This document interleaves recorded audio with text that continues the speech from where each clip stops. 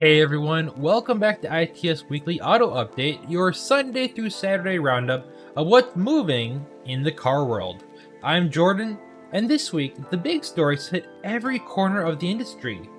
We've got Ford shaking up EV production, Stellantis doubling down on US jobs, GM teasing a next-gen Corvette powertrain, and the supercar world making headlines from Ferrari to Toyota. Let's jump right in.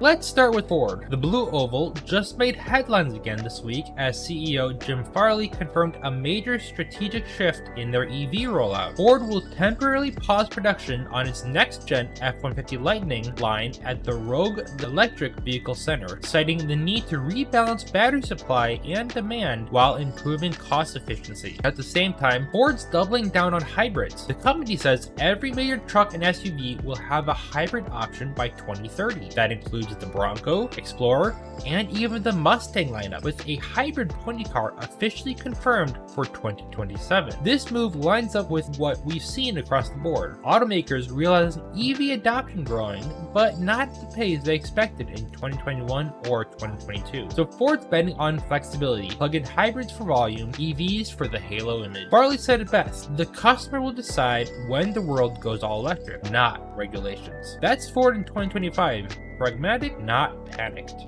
Over to Stellantis, and this is big news for American manufacturing. They have officially approved a $10 billion investment plan across their US operations, focusing on new plants, new models, and nearly 9,000 new jobs. The highlight, a Jeep Cherokee revival built in Toledo with an all-new plug-in hybrid powertrain, a next-gen V8 Ram truck that keeps internal combustion alive, reportedly using a twin-turbo Hurricane setup pushing over 550 horsepower, and multiple EV production upgrades at their Indiana battery facilities. Executives say this plan is about made in America with global reach, keeping Stellantis competitive as it juggles Dodge EVs, Jeep 4xE hybrids, and Ram's hybridization trucks. Tavares notes that this is Stellantis' biggest US investment since the merger, and setting the stage for Dodge Charger Daytona production in early 2026. Meanwhile, General Motors teased what's next for its performance flagship, the Corvette ZR1. Spy shopped and internal leaks show a twin-turbo V8 hybrid setup producing north of 850 horsepower, the most powerful road-legal Corvette ever built. GM's been quiet officially, but insiders say the ZR1 will debut in mid-2026 as a send-off to the C8 generation before GM transitions fully to the electric Corvette Zora by 2028. This is classic GM, using high-performance ICE technology as a bridge for the next era. The ZR1 will likely share the E-Ray's hybrid assets, but with a far more aggressive twin-turbo setup. If you're a Corvette fan, 2026 might be the year to start saving.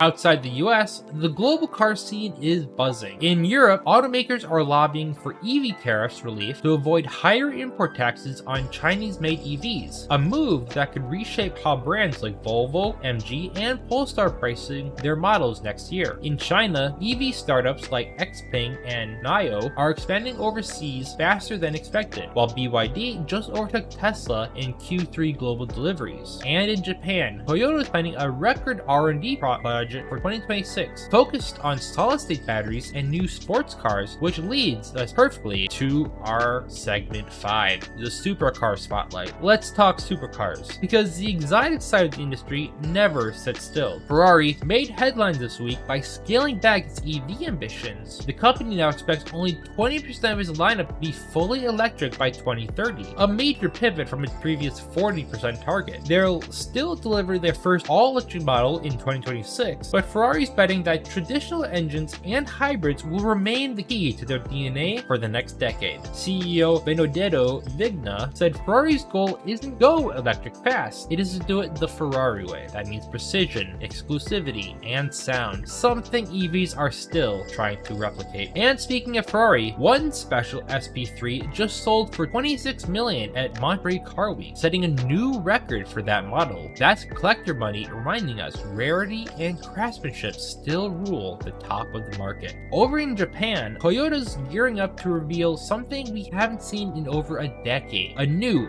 V8 powered supercar. The rumored GR GT will reportedly produce more than 700 horsepower, carrying a front engine, rear drive layout, and borrowing tech from both Lexus and Gazoo Racing. Industry insiders are calling it the spiritual successor to the LFA and even the classic 2000 GT. If that's true, Toyota is aiming directly at Ferrari and McLaren territory, with Japanese precision and modern reliability. We'll know more by December when it's officially unveiled. The collector market remains on fire. Limited run supercars and special editions are performing like fine art, appreciating fast, with buyers treating them more like investments than toys. Experts say ICE-powered cars could become even more desirable as EV mandates tighten globally. So that V12 Ferrari or twin-turbo McLaren in your dream garage might be one of the last of its kind. So to recap, Ford leans on hybrids, Stellantis doubles down on US job, and GM teases the most powerful Corvette ever. And Ferrari and Toyota remind us that passion still fuels the supercar world. That wraps up your IT's Weekly Auto Update for week 43 of 2025. Make sure you're subscribed for more updates every week, and check out our YouTube shorts for daily automotive news in under 60 seconds. I'm Jordan, thanks for watching, and I'll see you in the next one. Bye bye.